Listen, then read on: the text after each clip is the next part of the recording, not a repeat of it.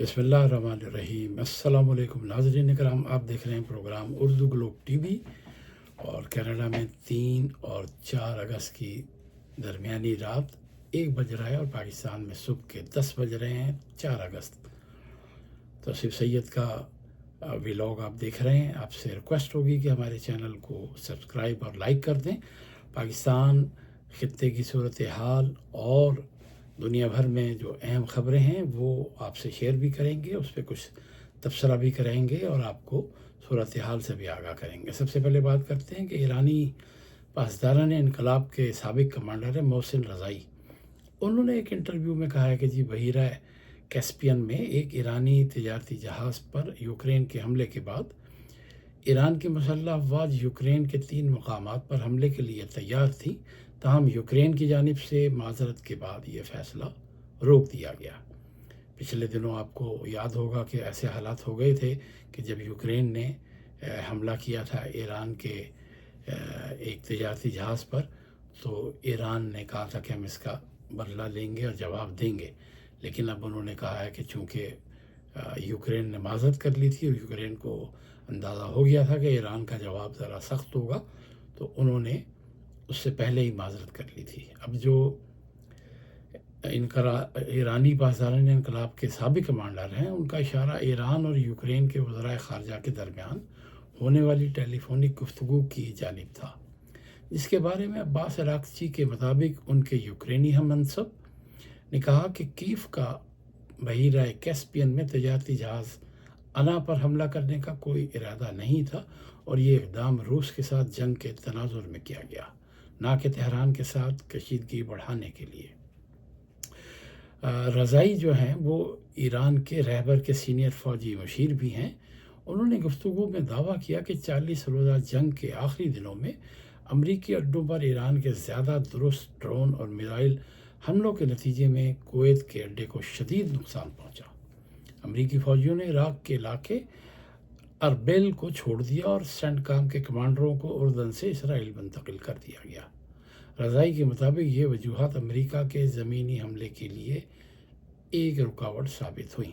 उधर अमरीकी सदर ट्रंप ने कहा है कि ईरान के साथ मुज़ाकरात जारी हैं और वह तबाहकुन कार्रवाई से पहले एक और आखिरी मौका देना चाहते हैं। सहाफ़ियों से गुफ्तगू करते हुए उनका कहना था कि पहले मरहले में अबनाए हरमस को खोला जाएगा और दूसरे मरहले में जौहरी मामले पर बातचीत की जाएगी। इस बारे में हमारा मौक़िफ़ बहुत वाज़ेह है, उन्हें जौहरी हथियार रखने की इजाज़त नहीं दी जा सकती। ट्रंप ने कहा कि गुज़िश्ता रात उन्होंने ईरान पर हमले का फ़ैसला कर लिया था और वह दूसरी आलमी जंग के बाद किसी भी हमले से ज़्यादा सख्त होता। अमरीकी सदर ने दावा किया कि उनके इरादों का इल्म होने पर ईरान ने ख़ुद फ़ोन करके कहा कि बराह करम हमला ना करें, हम एक मुआहदा कर लेंगे। अब इस बात में कितनी सदाकत है, क्योंकि ट्रंप तो रोज़ाना वो गुफ्तगू करते हैं जो बेसलेस होती है। अब ईरान की जानिब से इसकी वजाहत यकीनी तौर पर आ जाएगी कि ईरान ख़ुद फ़ोन करके कहेगा कि बराह करम हम पर हमला ना करें। ये ऐसा पॉसिबल नहीं है, लेकिन ये ट्रंप ने दावा किया है। ट्रंप के मुताबिक वो हमले के लिए तैयार थे कि इसी दौरान ईरान की कॉल आई। अब ये नहीं बताया कि किसकी कॉल थी। ईरान की पासदारान इनकलाब ने दावा किया है कि उन्होंने आबनाए हरमस के ऊपर परवास करने वाले अमरीकी MQ-9 ड्रोन को मार गिराया है। पासदारान इनकलाब की जानिब से जारी होने वाले बयान से मुताल्लिक ये ख़बर दी गई है कि ड्रोन को ईरानी फ़ज़ाइया के नए और जदीद दिफाई निज़ाम के ज़रिए निशाना बनाया गया है। ताहम पासदारान इनकलाब की जानिब से यह नहीं बताया गया कि ड्रोन को कब और किस वक्त मार गिराया गया है। ईरानी वज़ारत ख़ारजा के तर्जुमान बकाई का कहना है कि इस वक्त ईरान और अमेरिका के दरमियान कोई मुज़ाकरात नहीं हो रहे। अमरीकी सदर ट्रंप ने हमले मनसूख करने के ऐलान के बाद गुज़िश्ता शब कहा था कि ईरान के साथ मुज़ाकरात सोमवार के रोज़ शुरू होंगे। इस्माइल बकाई ने कहा कि तेहरान इस वक्त अबनाए हरमस के बारे में ओमान के साथ होने वाले मुज़ाकरात पर तवज्जो मरकूज़ रखे हुए है, जो गुज़िश्ता 8 रोज़ से जारी हैं। उन्होंने कहा कि हमारी कोशिश है कि ओमान के साथ मशावरत और ताउन से जल्द अज जल्द ऐसा रास्ता तय किया जाए जिसके ज़रिए अबनाए हरमस में जहाज़ रानी की सलामती यकीनी बनाई जा सके। उन्होंने कहा कि ओमान के साथ किसी मफाहमत का मतलब آبنائے ہرمز کا دوبارہ کھل جانا نہیں ہے۔ ادھر برطانوی تنظیم میری ٹائم ٹریڈ آپریشن UKMTO کے مطابق اسے اطلاع ملی ہے کہ عمان کے شہر القصب کے شمال مشرق میں 20 بحری میل کے فاصلے پر ایک واقعہ پیش آیا ہے۔ رپورٹ کے مطابق ایک مال بردار بحری جہاز نے ہنگامی مواصلاتی چینل F16 کے ذریعے اطلاع دی کہ اسے ایک نامعلوم میزائل سے نشانہ بنایا گیا ہے۔ بحری حادثات کی نگرانی کرنے والی اس ویب سائٹ نے کہا کہ متعلقہ حکام اس واقعے کی تحقیقات کر رہے ہیں۔ گزشتہ روز بھی اسی علاقے میں ایک آئل ٹینکر نے اپنے قریب دھماکے کی اطلاع دی تھی، تاہم میری ٹائم ٹریڈ آپریشن کے مطابق جہاز کے عملے اور اس کے ڈھانچے کو کوئی نقصان نہیں پہنچا تھا۔ ایران کی وزارت خارجہ کے ترجمان اسماعیل بقائی نے کہا ہے کہ ابنائے ہرمز کسی بھی صورت 28 فروری سے پہلے والی حالت میں واپس نہیں آئے گی۔ 28 فروری کو امریکہ اور اسرائیل نے ایران کے خلاف جنگ شروع کی تھی، جس کے رد عمل میں ایران نے یہ اہم آبی گزرگاہ عملاً بند کر دی تھی اور اعلان کیا تھا کہ وہ اس آبنائے سے گزرنے والی آمد و رفت کو کنٹرول کرنے اور جہازوں پر فیس عائد کرنے کا حق رکھتا ہے۔ امریکہ اور اس کے خلیجی اتحادی نیز یورپ اور ایشیا کی حکومتیں اس کی مخالفت کرتی ہیں اور ان کا کہنا ہے کہ آبنائے ہرمز سے گزرنے کا حق دوبارہ ویسے ہی آزاد اور کھلا ہونا چاہیے جیسا کہ تنازع شروع ہونے سے پہلے تھا۔ جنگ کے خاتمے کے معاہدے کے بعد ایرانی حکومت نے آبی گزرگاہ کے شمالی حصے میں ایرانی ساحل کے قریب ایک راستہ مقرر کیا اور کہا کہ تمام بحری آمد و رفت کے لیے اسی کو استعمال کیا جائے گا۔ اور یہ بھی آپ کو بتاتے چلیں کہ الجزیرہ پاکستان میں جو ٹی وی چینل ہے وہ اس کی ویب سائٹ بند کر دی گئی ہے اور لوگ الجزیرہ کی خبریں دیکھنے سے محروم ہیں۔ اور یہ کیوں ایسا ہوا؟ الجزیرہ نے رپورٹ کیا تھا کہ پاکستان کے زیر انتظام کشمیر کے شہر مظفر آباد کے رہائشیوں نے ہڑتال کے باعث انتخابات کا بائیکاٹ کیا ہے۔ رپورٹ میں راولاکوٹ میں متعدد افراد کے ہلاک کیے جانے کا بھی دعویٰ کیا گیا تھا اور کئی ایسے افراد کی رائے بھی شامل کی گئی تھی جن کے مطابق انہوں نے ووٹنگ کا بائیکاٹ کر رکھا ہے۔ یہ کوئی اتنی اہم خبر یا ایسی خبر نہیں تھی کہ جس پہ اس کا چینل بند کر دیا جائے۔ یہ حکومت پاکستان کو اگر میڈیا پر قدغن لگانی ہے یا پابندی لگانی ہے، اس سے ان کو کچھ حاصل نہیں ہوگا۔ دراصل وزارت اطلاعات و نشریات جو پاکستان کی وزارت ہے، اسے الجزیرہ کی رپورٹنگ کو زرد صحافت قرار دیا۔ اب زرد صحافت بڑے آسانی سے کہہ دیا جاتا ہے، لیکن اسے ثابت کرنا اتنا آسان نہیں ہوتا۔ لیکن چونکہ حکومتوں کے پاس وسائل ہوتے ہیں اور اس وسائل کا وہ کچھ بھی فائدہ اٹھا سکتے ہیں اور کسی بھی چینل کو، ویب سائٹ کو، اور آج کل تو چونکہ ڈیجیٹل بہت زیادہ ہے تو حکومت کے اختیار میں ہوتا ہے، وہ اس کو بند کر دیتے ہیں۔ اب گزشتہ روز سوشل میڈیا پلیٹ فارم پر ایک بیان میں وزارت اطلاعات نے کہا ہے کہ ہم نے مظفر آباد میں الجزیرہ کی جانب سے چند مخصوص پولنگ اسٹیشنوں سے کی گئی یک طرفہ رپورٹنگ کا نوٹس لیا ہے۔ وزارت اطلاعات و نشریات نے الزام لگایا کہ مخصوص افراد کے پہلے سے طے شدہ بیانات کے ذریعے الجزیرہ نے پاکستان کے زیر انتظام کشمیر کے انتخابات اور ووٹنگ کے عمل کو غلط انداز میں پیش کرنے کی کوشش کی ہے۔ اس بات میں اس حد تک تو صداقت ہونے کا امکان ہے کہ کئی سیاسی جماعتیں مختلف چینلز کو استعمال کرتی ہیں یا کچھ صحافی یا رپورٹنگ کے لوگ ایسے ہوتے ہیں کہ جن کا جھکاؤ کسی جانب ہوتا ہے اور وہ اس طرح کے الیکشن میں رپورٹنگ ایسی کر سکتے ہیں۔ اس کے امکانات ہیں، لیکن بہرحال امکانات کے باوجود انہیں وارننگ دی جا سکتی تھی، چینل کو بند نہیں کیا جانا چاہیے تھا۔ ادھر الیکشن کمیشن نے پاکستان کے زیر انتظام کشمیر میں عام انتخابات کے دوسرے مرحلے میں 18 حلقوں کے غیر حتمی نتائج کا اعلان کر دیا ہے۔ ایک پریس کانفرنس کرتے ہوئے chief election commissioner justice retire Ghulam Mustafa نے اعلان کیا کہ پاکستان مسلم لیگ نون کے امیدوار 14 نشستوں پر کامیاب رہے ہیں، جبکہ پیپل پارٹی نے صرف 4 نشستیں جیتی ہیں۔ چیف الیکشن کمشنر نے بتایا کہ ایک حلقے LA-27 مظفر آباد 1 میں پولنگ کل ہوگی، یعنی پاکستان میں ٹیوزڈے، منگل کو جو لوگ وہاں پر ہمارا پروگرام دیکھ رہے ہیں وہاں آج پولنگ ہوگی۔ ترجمان الیکشن کمیشن کے مطابق لینڈ سلائڈنگ اور بارش کے باعث یہاں پولنگ مؤخر کی گئی تھی۔ انتخابات کے دوسرے مرحلے میں مہاجرین مقیم پاکستان کی 12 نشستوں پر 4 لاکھ سے زیادہ ووٹر نے بھی اپنا حق رائے دہی بھی استعمال کیا۔ مظفر آباد میں کالعدم جوائنٹ عوامی ایکشن کمیٹی کے حامیوں کی جانب سے احتجاج کے بعد انٹرنیٹ سروس ایک بار پھر بند کی گئی تھی۔ آپ کو بتاتے چلیں کہ انٹرنیشنل ایونٹ میں پاکستانی کھلاڑی کہیں پہ بھی جاتے ہیں تو دوسرے ممالک کے سفارت خانے یا ان کی وزارت خارجہ کئی ممالک کے کھلاڑیوں کو ویزا دیتے ہوئے اکثر یعنی ان کو یہ خدشہ ہوتا ہے کہ کھلاڑی یا جو ان کے ساتھ جانے والے آفیشل ہیں یا اسٹاف ہے وہ غائب ہو سکتے ہیں، اس لیے ویزے کے حوالے سے بہت سختی ہوتی ہے۔ لیکن اب یہ ویسے تو معمول ہے، کینیڈا میں بھی بے شمار لوگ، امریکہ میں اور انگلینڈ میں، جاپان میں اور کوریا میں ایسے بے شمار واقعات ہو چکے ہیں۔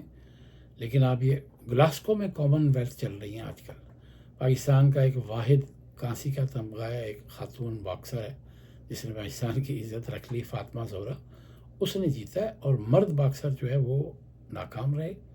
کوئٹہ سے تعلق رکھنے والا ایک باکسر ہے قدرت اللہ، ان کی کارکردگی بھی بڑی بیکار رہی اور وہ آخر کار انگلینڈ میں گلاسکو میں غائب ہو گئے۔ بتایا گیا ہے کہ گلاسکو میں ختم ہونے والی کامن ویلتھ گیم میں پاکستانی باکسر قدرت اللہ غائب ہونے کی وجہ پاکستان آنے والی فلائٹ میں سوار نہیں ہو سکے۔ ظاہر ہے کہ وہ وہاں رک گئے ہوں گے، بہت کم چانس ہے کہ وہ کچھ دنوں کے بعد دوسری فلائٹ سے آ جائیں، لیکن جب وہ رک گئے ہیں تو بہت امید ہے کہ انہوں نے وہاں پہ سیاسی پناہ کے لیے درخواست دیں گے، لیکن ان کی سیاسی پناہ کی درخواست کی کامیابی کے امکانات بہت کم ہوں گے، کیونکہ وہ تو یہاں کھیلنے کے لیے آئے تھے۔ اگر وہ نہ کھیلتے تو وہاں رہتے، وہ تو باکسنگ کے لیے آئے تھے۔ بات کرتے ہیں انڈیا کی ایک ریاست اتر پردیش یو پی میں ایک 40 سالہ ماہر نفسیات، ایک سائیکاٹرسٹ خاتون تھی، اس کا نام تھا ہمیکا اگروال۔ اب آپ دیکھیں ایک ماہر نفسیات جو لوگوں کو نفسیات کے ایشو پر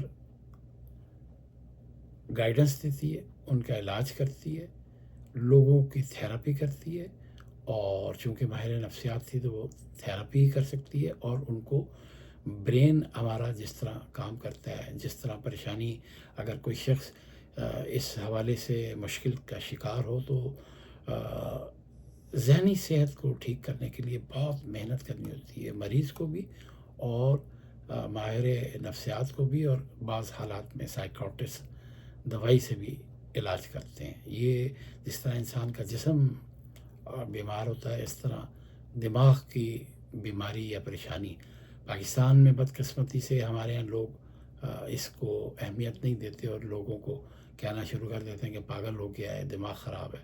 حالانکہ یہ ایک ذہنی بیماری جو ہے، اس کی بہت ساری، کافی میں نے اس پہ اسٹڈی کیا ہے، اس کی بہت ساری یعنی بیماریاں ایسی ہیں جن کا علاج ہو سکتا ہے، لیکن اگر علاج نہ کیا جائے اور وہ نفسیاتی دباؤ بڑھتا رہے تو اس کا سب سے آخری جو جسے کہہ لیں کہ دردناک جو اور افسوسناک اس کا حصہ ہے وہ یہ ہے کہ انسان خدا نخواستہ اس کی یعنی برداشت جب اس اسٹریس سے جواب دے جاتی ہے تو وہ پھر خودکشی کی طرف مائل کرتا ہے۔ پہلے سوسائڈ تھاٹس آتے ہیں، اور اگر ان کو نہ روکا جائے، ان کا علاج نہ کیا جائے، تھیراپی نہ کی جائے، یا ادویات نہ لی جائیں، یا ہاسپٹلائز نہ کیا جائے، تو وہ شخص یا وہ خاتون خودکشی کی طرف مائل ہوتی ہے۔ خواتین میں خودکشی کے خیالات نارملی زچگی کے بعد آتے ہیں۔ بیبی جب بورن ہوتا ہے تو ایک پرابلم ہوتی ہے، پوسٹ پارٹم بھی اسے کہا جاتا ہے، اور اس میں بھی بہت ذہنی پریشانی کے امکانات ہوتے ہیں، اور خواتین کو سوئسائڈل یعنی خودکشی کے خیالات آتے ہیں۔ اب یہ 40 سالہ جو اگروال تھی، اس نے اپنی رہائشی عمارت کی 5ویں منزل سے چھلانگ لگا کر آخرکار خودکشی کر لی۔ میڈیا کے مطابق اگروال کو شدید زخمی حالت میں اسپتال منتقل کیا گیا، جہاں ڈاکٹروں نے ان کی موت کی تصدیق کر دی۔ میڈیا کے مطابق اہل خانہ کا کہنا ہے کہ تقریباً 18 ماہ قبل ان کی بیٹی کی طلاق ہوئی تھی، جس کے بعد وہ شدید ذہنی دباؤ اور ڈپریشن کا شکار تھی۔ یہ ذہنی دباؤ یا ڈپریشن یا انگزائٹی اگر اس کا علاج نہ کیا جائے تو یہ بگڑ کر کافی مشکل صورتحال، جو لوگ کئی اہم لوگ جو خودکشی کرتے ہیں وہ اصل میں ان کا علاج نہیں ہوا ہوتا، اور وہ ذہنی طور پر اس نہج پر پہنچ جاتے ہیں کہ جس میں ان کو اپنی بقا صرف خودکشی میں نظر آتی ہے۔ تو ایسے مریض یا ایسے لوگ یا ایسے خواتین، ایون کہ نوجوان بچے 20، 18، 22 سال کے، یہاں پہ کینیڈا میں ایک واقعہ ہو چکا ہے، ہمارے ایک جاننے والے ایک انڈین میڈیا کے ایک صاحب ہیں، اور ان کے بیٹے کے ساتھ یہ ہو چکا ہے کہ وہ 22 سال کا لڑکا تھا، تو اس نے شدید ذہنی دباؤ کی وجہ سے ہاسپٹل میں وہ ایڈمٹ تھا، ہاسپٹل میں علاج جا رہا تھا، اس نے ہاسپٹل میں خودکشی کر لی باتھ روم میں جا کے۔ اس لیے یہ ایک بڑا اہم ٹاپک ہے، اس پہ میں تھوڑی سی دسترس حاصل ہے، بہت لوگوں کو ہم نے سنا بھی ہے، پڑھا بھی ہے، دیکھا بھی ہے، اور تھوڑا سا محسوس بھی کیا ہے۔ ہر شخص کی لائف میں ایسی سچویشن بھی آتی ہے، لیکن ابتدا میں ہی اگر آپ اس کو کاؤنٹر کر لیں، روک لیں، یا والدین یا بہن بھائی اس کو سمجھ لیں تو علاج آسان ہو جاتا ہے۔ اگر اس کا علاج نہ کیا جائے اور چھوڑ دیا جائے تو بڑھتے بڑھتے بہت زیادہ یعنی نیگیٹو تھاٹس آخرکار انسان کو پریشان کر دیتے ہیں، اور پھر پریشانی میں ایسا کر لیتا ہے۔ اور بھی کئی واقعات ہیں پاکستان کے بھی اور کینیڈا کے بھی، کئی خواتین کے بھی ہیں، کئی مردوں کے بھی ہیں، ینگسٹر کے بھی ہیں۔ اس لیے جو لوگ ہمارا یہ پروگرام سن رہے ہیں، اگر اس طرح کا کوئی پیشنٹ ہو تو کسی ماہر نفسیات سے رابطہ کر کے اس کے سمٹمز کو بتانا چاہیے، اور اگر سمجھیں تو سائیکاٹرسٹ کو دکھائیں۔ وہ سائیکاٹرسٹ ادویات سے علاج کرتا ہے اور سائیکالوجسٹ تھیراپی سے کرتا ہے۔ بعض دفعہ دونوں چیزوں کی ضرورت ہوتی ہے، اور بعض دفعہ مریض کو اپنے آپ کو خود کو سمجھانا ہوتا ہے کہ میں نے اس سچویشن سے نکلنا ہے۔ اس کے علاوہ اور بھی اس معاملے میں ہم کسی دن بالکل ایک الگ ویلاگ کریں گے، جس میں لوگوں کو گائیڈنس دی جائے اور لوگوں کو بتایا جائے جتنا ہمارا نالج ہے۔ ظاہر ہے میں کوئی ماہر نفسیات یا ڈاکٹر نہیں ہوں، لیکن اس پہ ہم گفتگو کر سکتے ہیں صرف لوگوں کی گائیڈنس کے لیے اور انفارمیشن کے لیے۔ اور ایک آخری خبر آپ کو بتا دیں کہ امریکی محکمہ دفاع جو ہے پینٹاگون، اس نے دفاعی کمپنیوں لاک ہیڈ مارٹن اور ناردروپ گروپ کے ساتھ ایک فریم ورک معاہدہ طے کیا ہے۔ اس معاہدے کے تحت دونوں کمپنیاں میزائلوں کو روکنے والے دفاعی نظام کے اہم اجزاء کی پیداواری صلاحیت میں اضافہ کریں گی۔ میڈیا کے مطابق پینٹاگون نے معاہدے کی مالیت ظاہر نہیں کی۔ رپورٹس کے مطابق ایران اور یوکرین کی جنگوں کے باعث امریکی فوج کے اسلحہ اور میزائل کے ذخائر میں نمایاں کمی آئی ہے، جس کے پیش نظر دفاعی پیداوار میں اضافے کے لیے معاہدہ کیا گیا ہے۔ 3 دن پہلے ہم نے آپ کو بتایا تھا کہ میزائلوں کے ذخائر میں بہت کمی ہو گئی ہے، اور تقریباً یعنی اگر 3200 میزائل تھے تو وہ 800 کے قریب رہ گئے تھے، تقریباً 60 سے 65% سے زیادہ کمی آ گئی تھی۔ یہ معاہدہ گزشتہ ہفتے امریکی فوج کی جانب سے لاک ہیڈ مارٹن بڑی مشہور کمپنی ہے، 58 ارب ڈالر تک مالیت کے پیٹریوٹ انٹرسیپٹر میزائل تیار کرنے کے بڑے معاہدے کے بعد سامنے آیا ہے۔ اور ای کامرس اور ٹیکنالوجی کمپنی امیزون کی جو مارکیٹ ویلیو ہے وہ پہلی بار 3 ٹریلین سے تجاوز کر گئی ہے، یعنی 3000 ارب سے تجاوز کر گئی ہے۔ گزشتہ روز ابتدائی کاروبار کے دوران کمپنی کے حصص میں 5.2% اضافہ ہوا، جس کے بعد اس کی مجموعی مالیت تقریباً 3.1 ٹریلین ڈالر تک پہنچ گئی۔ گزشتہ ہفتے جاری ہونے والے مضبوط سرمائی مالی نتائج کے بعد مسلسل دوسرے روز بھی کمپنی کے حصص میں نمایاں تیزی دیکھی گئی۔ अमेज़ॉन ने मसनूई ज़हानत से मुतालिक अपने 2 बड़े शोबों क्लाउड सर्विसेज़ और चिप बिज़नेस की बदौलत 62 अरब डॉलर से ज़ायद सरमाई मुनाफा हासिल किया। ये तो थी आज की अहम खबरें और उस पे हमारी गुफ्तगू, और आपको हम दुनिया भर की अहम खबरों से आगाह करते रहते हैं। कनाडा में रहने वाले हमारे दोस्त, अहबाब, जान पहचान वाले लोग किसी भी हवाले से कोई कैनेडियन मालूमात लेना चाहें, चाहे हाउसिंग के हवाले से हो, चाहे वो मकान ख़रीदने के हवाले से, मकान बेचने के हवाले से, कॉन्डो ख़रीदने के हवाले से, तो अल्हम्दुलिल्लाह हमने अपने उर्दू पोस्ट अखबार में लोगों में शऊर बेदारी के लिए बेशुमार ख़बरें, आर्टिकल लिखे, छापे, और अब यूट्यूब के ज़रिए भी आपको रहनुमाई दे सकते हैं। अगर आप मुझे कॉल करना चाहें तो 6478853664 पर भी रब्ता कर सकते हैं। और हम कनाडा में उर्दू पोस्ट न्यूज़पेपर भी निकालते हैं, और उर्दू ग्लोब टीवी हमारा चैनल है। आपसे दरख्वास्त है कि इसको सब्सक्राइब भी कर दें, लाइक शेयर कर दें, और बेल आइकॉन का बटन भी दबाएं। हमें अपने मशवरों से भी ज़रूर नवाजें, और आप किसी भी टॉपिक पे कोई बातचीत करना चाहें तो हमसे रब्ता कर सकते हैं, या हमें बता सकते हैं, या कोई ख़बर या कोई टॉपिक या कोई अहम मालूमात हो तो हम आपका साथ भी देंगे और आपके साथ भी चलेंगे। तो सिर्फ सैयद को यहीं पे दें इजाज़त। अपना और अपनों का ख्याल रखिएगा। अल्लाह हाफ़िज़।